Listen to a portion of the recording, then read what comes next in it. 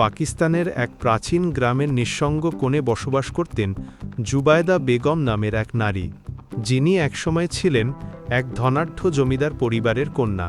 তার জীবন কাহিনী শুরু হয় সমাজের চোখে এক ভুল সিদ্ধান্ত দিয়ে। নিজেরই বাড়ির এক সাধারণ চাকরের সঙ্গে প্রেম করে বিবাহ বন্ধনে আবদ্ধ হওয়া। এই সিদ্ধান্তের ফলে তার পরিবারের সঙ্গে সম্পর্ক চিরতরে ছিন্ন হয়ে যায়। তার বাবা, ভাই, আত্মীয়স্বজন কেউ আর তার কোনো খোঁজ রাখেনি, বরং ঘৃণা ভরে ত্যায্য ঘোষণা করে দিয়েছিল। জুবায়দা বেগমের জীবনে এরপর শুরু হয় দারিদ্র্যের করুণ অধ্যায়। কিন্তু তিনি কখনোই তার স্বামীর প্রতি অনুশোচনা করেননি। সংসার জীবনে তার স্বামীর প্রতি ভালোবাসা ও শ্রদ্ধা ছিল অটুট। তীব্র অর্থকষ্ট, একঘেয়েমি, সামাজিক তাচ্ছিল্য সবকিছু মাথা পেতে নিয়েছিলেন শুধু এই বিশ্বাসে যে ভালোবাসা ও আত্মসম্মানের মধ্যে শান্তি আছে।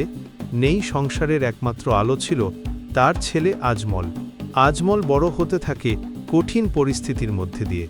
শিক্ষিত হয়, চরিত্রবান ও মেধাবী হয়ে ওঠে এবং একসময় সে একটা ভালো চাকরিতে স্থায়ী হয়।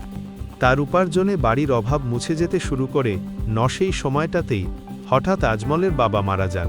এই মৃত্যু মা ছেলেকে একেবারে বিধ্বস্ত করে দেয়। আজমল বলেছিল, এখন তো আব্বার বিশ্রাম নেওয়ার সময় ছিল, কেন তিনি এমন অসময়ে চলে গেলেন? মা আর ছেলে পরস্পরকে সান্ত্বনা দিয়ে নতুন করে জীবনকে গুছিয়ে নেওয়ার চেষ্টা করেন। আজমল চাকরিতে ভালো পারফরমেন্স করতে থাকে। মাসে একটা ভালো অঙ্কের বেতন ঘরে আসে। জুবায়দা বেগম তখন ছেলেকে ডেকে বললেন, বাবা, আমি চাই তুমি আমার ভাইয়ের মেয়ে সারাকে বিয়ে করো। আমি ওকে ছোটবেলা থেকেই চিনি, খুব ভালো মেয়ে। আমি চাই সে আমাদের ঘরে আসুক। নাজমল মায়ের সিদ্ধান্তে রাজি হয়ে যায়। আপনি যাকে পছন্দ করবেন মা, আমারও তাই পছন্দ। এই বলে সব সিদ্ধান্ত মায়ের হাতে তুলে দেয়। 25 বছর পর সেই জুবায়দা বেগম, যাকে তার বাপের বাড়ি থেকে একদিন তাড়িয়ে দেওয়া হয়েছিল, আবার সেই বাড়ির দরজায় গিয়ে দাঁড়ালেন। সময় অনেক কিছু বদলে দিয়েছিল। তার ভাই মারা গেছেন বহু বছর আগে। ভাইয়ের স্ত্রী এখন একজন অসুস্থ বৃদ্ধা এবং তাদের একমাত্র মেয়ে সারা, যে এখন পরিবারের একমাত্র উত্তরাধিকারী। জুবায়দা যখন সারার জন্য আজমলের প্রস্তাব নিয়ে উপস্থিত হন, তখন তার ভাবি কোনো আপত্তি করেন না, বরং সহজে রাজি হয়ে যান। সেই বিয়েতে কোনো জাঁকজমক ছিল না, কিন্তু ছিল আন্তরিকতা, পুনর্মিলনের আনন্দ ও ভালোবাসা। সারা যখন আজমলের ঘরে আসে, তখন তার মুখে ছিল লাজুক হাসি, কিন্তু হৃদয় ছিল দায়িত্ববোধ, ধর্মভীরুতা ও সংসার রচনার স্বপ্ন। সারা ছিল এক হাফেজা কুরআন, তাহাজ্জুদের আদায়কারী, ভোরের তিলাবাত দিয়ে বাড়ি ভরিয়ে তোলার মতো মেয়ে। তার বাবা মা তাকে জান্নাতি মেয়ে বলেই মনে করতেন। এই মেয়েই এখন জুবায়দা বেগমের ঘরে নববধূ হয়ে এসেছে। সারা বিনয়ী, ধৈর্যশীলা, সবসময় আল্লাহর স্মরণে মগ্ন এবং কোনো অহংকার ছিল না তার মাঝে। বাড়ির কাজের লোকেদের সঙ্গেও সদ্ব্যবহার করত। বিয়ের 4 মাসও হয়নি, তখন আজমলকে 1 বছরের জন্য বিদেশে পাঠানোর নির্দেশ আসে অফিস থেকে। আজমল প্রথমে যেতে চায় না। সে ভাবে সারাকে ছেড়ে এতদিন থাকা কিভাবে সম্ভব, কিন্তু মা বোঝান, বাবা, এটা 1 বছরের ব্যাপার, ভালো অভিজ্ঞতা হবে, আর এমন চাকরি সহজে মেলে না, আমি আছি সারার পাশে। মায়ের কথায় সে সম্মত হয়। নাজমল যখন বিদেশ যায়, তখন তার মনে শুধু সারার মুখ, কানে সারার শেষ কথাগুলো, আমি তোমার সন্তানের মা হতে যাচ্ছি। সে আনন্দের চূড়াই ছিল। বিদেশের প্রতিটি মুহূর্তে সে সারার মুখ মনে করত, তার যত্ন নিচ্ছে কিনা, ঠিকমতো খাচ্ছে কিনা, চিকিৎসকের কাছে যাচ্ছে কিনা। এসব ভাবনায় সে ভরপুর ছিল। কিন্তু হঠাৎ একদিন ফোনে মা কাঁদতে কাঁদতে জানালেন, সারা আর নেই, মারা গেছে এবং তাকে দাফনও করে দেওয়া হয়েছে। আজমলের পা থেকে মাটি সরে যায়, তার গলা শুকিয়ে আসে। কি বলছেন মা, এটা কেমন সম্ভব? কিন্তু মা শুধু বললেন, ছেলে, যা চলে গেছে তাকে নিয়ে চিন্তা করে লাভ নেই। আমি জানতাম না তুই এত ভেঙে পড়বি, তাই বলিনি। তুই তো তখন দূরে ছিলি, আর ফিরে এলেও কি কিছু হতো? নাজমল সেদিনই সিদ্ধান্ত নেয় সে ফিরে আসবে সব কিছু ছেড়ে দিয়ে। অফিসে ছুটি নেয় এবং দেশে ফিরে আসে। আজমল যখন দেশে ফিরে আসে, তখন রাতের আকাশে এক অপার্থিব নিস্তব্ধতা বিরাজ করছিল। বিমানবন্দর থেকে সোজা সে তার বাড়িতে পৌঁছে যায়।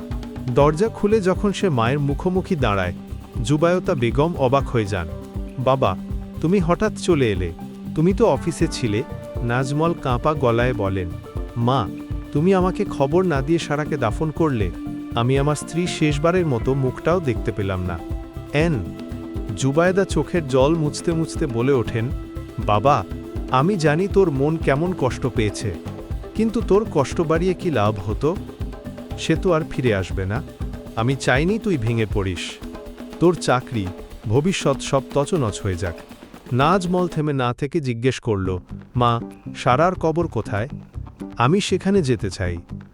অন্তত সারার কবরের পাশে দাঁড়িয়ে তার রুহের মাগফিরাতের জন্য দোয়া তো করতে পারি। নজুবায়দা যেন খানিকটা অস্বস্তিতে পড়ে গেলেন। না বাবা, তুই সেখানে গিয়ে আর কষ্ট বাড়াস না। কবরস্থানে গিয়ে কি হবে? তোর মনে শুধু যন্ত্রণা বাড়বে। আমার মন চায় না তুই আরও অশান্ত হয়ে পড়িস। কিন্তু আজমল এবার অনড়। সে কিছুতেই থামবে না। মায়ের নিষেধ উপেক্ষা করেই সোজা চলে গেল কবরস্থানে। কবরস্থানে পা রাখতেই তার বুকের মধ্যে কেমন একটা অজানা স্রোত বইতে লাগল। যে জায়গাটা শান্ত হওয়ার কথা, সেখানে সে দেখতে পেল এক অভূতপূর্ব দৃশ্য। সারার কবরের ওপর অসংখ্য বিড়াল জড়ো হয়ে আছে। তারা কেউ মাটিতে থাবা মারছে, কেউ নখ দিয়ে কবরের মাটি খুঁড়তে থাকছে, কেউ বা আকাশের দিকে তাকিয়ে অদ্ভুত সুরের কান্না করছে। আজমলের দেহে কাঁপুনি ধরে গেল। এমন দৃশ্য সে কখনো কল্পনাও করেনি। চারপাশের লোকজন তাকিয়ে তাকিয়ে বলাবলি করছিল, এই কবরের ভিতর যে নারী শায়িত আছেন, তিনি গত রাতে দাফন হয়েছেন। তখন থেকেই এই অদ্ভুত দৃশ্য আমরা দেখে যাচ্ছি। আজমল বুঝতে পারল না এটা কিভাবে সম্ভব।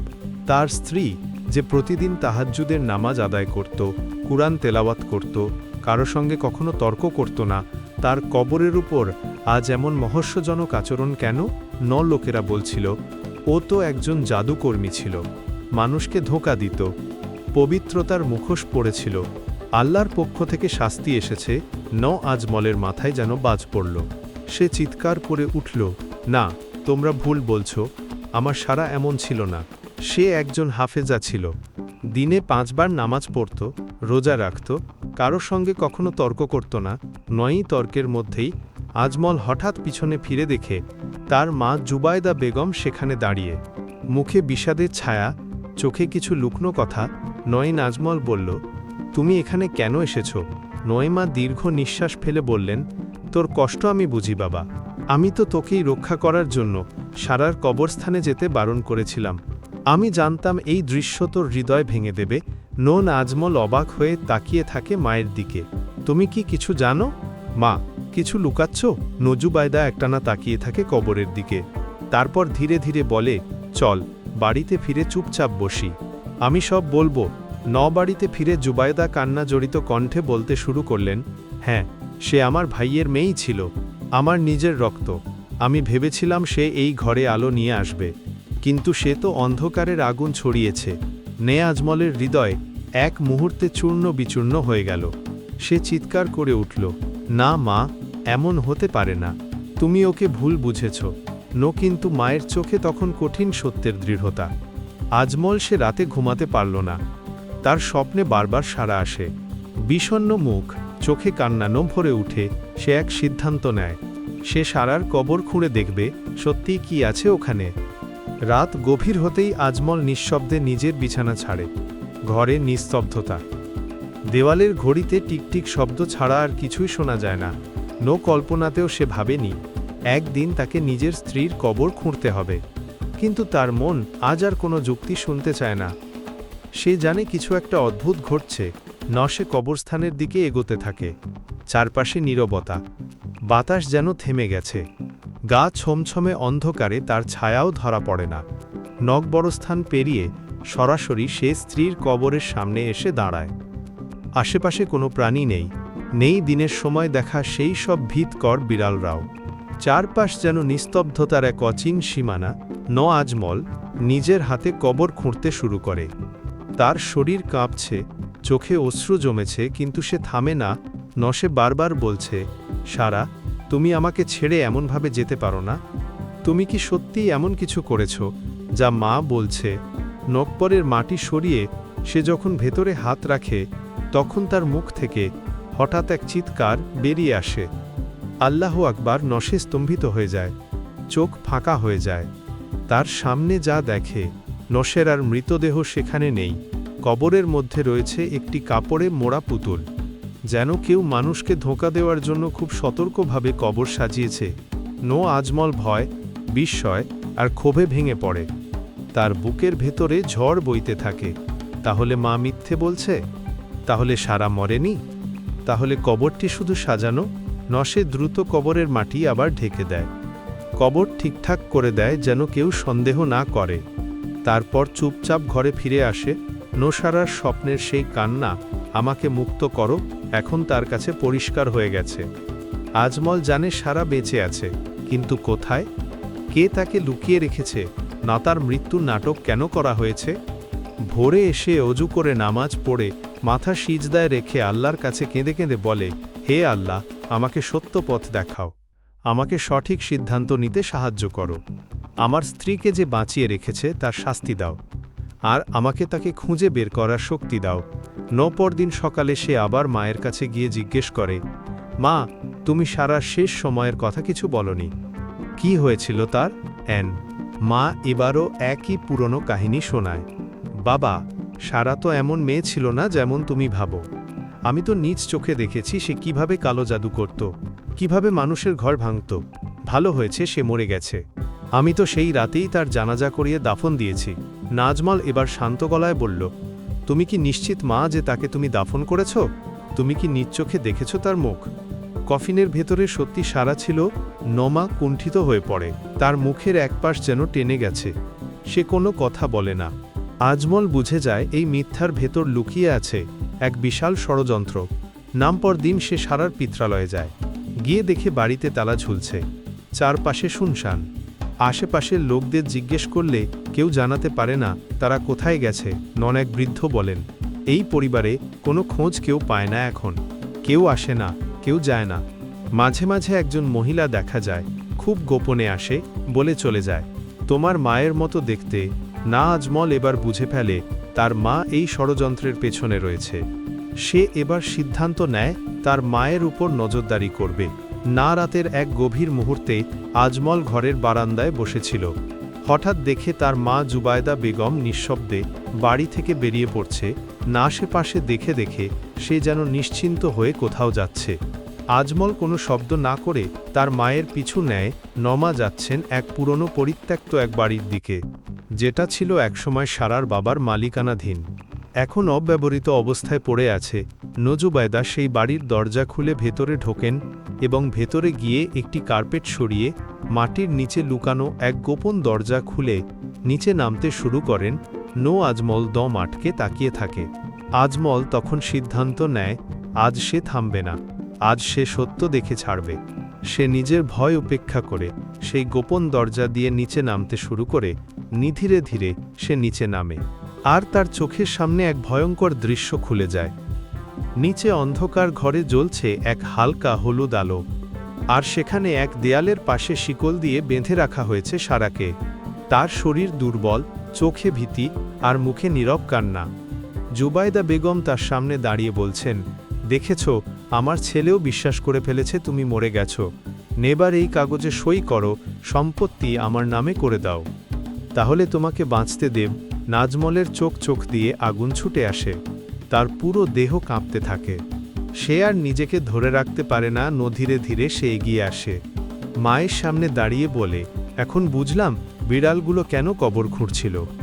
সারা মরেনি, আপনি তাকে বন্দি করে রেখেছেন। আপনি শুধু একজন মা নন, আপনি একজন নিষ্ঠুর ষড়যন্ত্রকারী। আজমলের কণ্ঠে বজ্র গর্জনের মতো ধ্বনি, চোখে ঘৃণা আর রাগের মিশ্র আবেগ। সেই মুহূর্তে জুবায়দা বেগম থমকে যান। তার মুখ ফ্যাকাসে হয়ে আসে, ঠোঁট কাঁপতে শুরু করে। হঠাৎ যেন তার মাটি সরে গেছে পায়ের নিচ থেকে। নশে যাকে এতদিন নিজের মনের মতো চালিয়েছে, সেই আজমল তার সামনে এখন দাঁড়িয়ে সত্য উদ্ঘাটন করে। তুমি এখানে কিভাবে এলে? গলা শুকনো, চোখে আতঙ্ক। আজমল কোনো উত্তর না দিয়ে সোজা সারার দিকে ছুটে যায়। তার হাত পা বাঁধা, শরীর অবসন্ন, চেহারা শুকিয়ে গেছে। নশিকল খুলে তাকে কোলে তুলে নেয় আজমল। সারা কাঁপতে কাঁপতে ফিসফিস করে বলল, আজমল, তুমি এসেছ? আমি জানতাম তুমি একদিন আসবে। নাজমল তার কপালে চুমু দিয়ে বলল, আর কিচ্ছু হবে না সারা, আমি এসেছি। আমি সব জানি। পেছনে তখনও জুবাইদা চিৎকার করে বলছিলেন, আমি যা করেছি আমার সন্তানের জন্যই করেছি। আমি শুধু নিজের প্রাপ্য চেয়েছি। আমার ভাই আমাকেই বাড়ি থেকে বের করে দিয়েছিল, আমাকে পথে বসিয়ে দিয়েছিল। আমি তার মেয়ে, তোমার স্ত্রীকে নিজের বাড়িতে এনে নিজের কষ্টের প্রতিশোধ নিতে চেয়েছি। আজমল তখন কাঁপা গলায় বলল, আপনি নিজের কষ্ট সারার উপর প্রতিশোধ হিসেবে নেবেন যে আপনাকে মা বলে ডেকেছে, যে আপনার নাতির মা হতে চলেছে? আপনি তাকে বন্দী করে রাখলেন, মৃত ঘোষণা করলেন, আর সম্পত্তির জন্য এসব করলেন। মা, আপনি আজ আমার চোখে একজন অপরাধী নয়। কথা শুনে জুবাইদা একেবারে ভেঙে পড়েন। তিনি হাঁটু গেড়ে বসে পড়েন মাটিতে, তার চোখ দিয়ে জল ঝরতে থাকে, মুখে অনুশোচনার ছাপ। কিন্তু আজমলের মন আর কোমল নয়। সে এবার সারাকে নিয়ে সোজা হাসপাতালের দিকে ছুটে যায়। হাসপাতালে ভর্তি হওয়ার সময় সারার অবস্থা ছিল আশঙ্কাজনক। দীর্ঘ বন্দিত্ব, অসুস্থতা, দুশ্চিন্তা সব কিছু মিলে তার শরীর একেবারে ভেঙে পড়েছে। ডাক্তার বললেন, এমন অবস্থায় একজন গর্ভবতী নারীকে পাওয়া খুব ভয়ানক। এরকম মানসিক ও শারীরিক নির্যাতন শিশুর জন্য মারাত্মক ক্ষতিকর হতে পারত। আজমল পুরো সময় হাসপাতালের করিডরে হাঁটতে থাকে। অস্থির মনে শুধু একটাই কথা বলছিল, হে আল্লাহ, আমার স্ত্রী আর সন্তানের হেফাজত করো। আমি কেবল সত্যের জন্য লড়েছি, তুমি যেন আমাকে শেষ পর্যন্ত শক্ত রাখো। অবশেষে ডাক্তার এসে জানালেন, সারা এবং তার গর্ভের সন্তান দুজনেই নিরাপদে আছে। আজমলের চোখে জল চলে আসে। সে সারার কেবিনে গিয়ে তার কপালে আবার চুমু খায়। সারা তখন নিঃশব্দে কাঁদছিল। তোমার মা আমাকে অনেক কষ্ট দিয়েছে আজমল, আমি কিছু করিনি তার বিরুদ্ধে, আমি শুধু তার ভালোবাসা চেয়েছিলাম। নাজমল বলল, তুমি এসব কথা আর ভাবো না, আমি আছি তোমার পাশে। আমাদের নতুন জীবন শুরু করব আমরা। শুধু একটা অনুরোধ, তুমি আমার মাকে মাফ করে দিও। আমি জানি যা করেছে তা অপরাধ, কিন্তু সে এখন একেবারে একা। তার ঘৃণা আজ তাকে তাড়িয়ে বেড়াচ্ছে। আমি চাই না আমার সন্তান একটুও তার মতো হোক। কিছুদিন পর সারা হাসপাতাল থেকে ছাড়া পেল। সে আজমলকে কিছু কাগজ দিল, এগুলো সম্পত্তির দলিল। এগুলো তুমি তোমার মাকে দিয়ে দিও। তার যা চাওয়া ছিল আমি সব দিয়ে দিলাম। আমি চাই না আমাদের সুখের পথে কোন বাধা আসুক। আল্লাহ তো আমাদের সত্য দেখিয়ে দিয়েছেন, এখন ক্ষমা করাই শ্রেষ্ঠ। আজমল স্তব্ধ হয়ে দলিলগুলো হাতে নেয়। সেদিন সে বাড়িতে গিয়ে চুপচাপ মায়ের সামনে দাঁড়িয়ে বলে, এই নাও মা, তুমি জয়ী হয়েছ, এই সম্পত্তি এখন তোমার। কিন্তু মনে রেখো, যা হারিয়েছ তার আর কোনো সম্পত্তি দিয়ে ফিরে পাবে না। জুবাইদা বেগম মাথা নিচু করে শুধু বললেন, তুমি আমাকে আর কখনো ক্ষমা করবে না, তাই না আজমল? নজমল ধীরে বলে, ক্ষমা করতে পারি, কিন্তু বিশ্বাস আর ফিরবে না। সেই রাতেই আজমল তার স্ত্রীকে নিয়ে দেশের বাইরে চলে যায় এক নতুন জীবনের উদ্দেশ্যে। আর জুবাইদা বেগম সেই বিশাল প্রাসাদে একা থাকেন। অসংখ্য চাকর বাকর থাকলেও হৃদয়ের ভেতর নিঃসঙ্গতা তাকে তাড়া করে ফেরে। কখনো আজমল ফিরে আসে, কিছুদিনের জন্য মাকে দেখে যায়, কথা বলে, কিন্তু তার চোখে আর সেই আগের উষ্ণতা থাকে না। জুবাইদা জানেন, এই শাস্তিই তার প্রকৃত শাস্তি। তিনি এখন শুধু দরজার দিকে তাকিয়ে থাকেন, কখন তার ছেলে আর সেই ছোট্ট নাতনিকে নিয়ে ফিরে আসবে, সেই আশায়।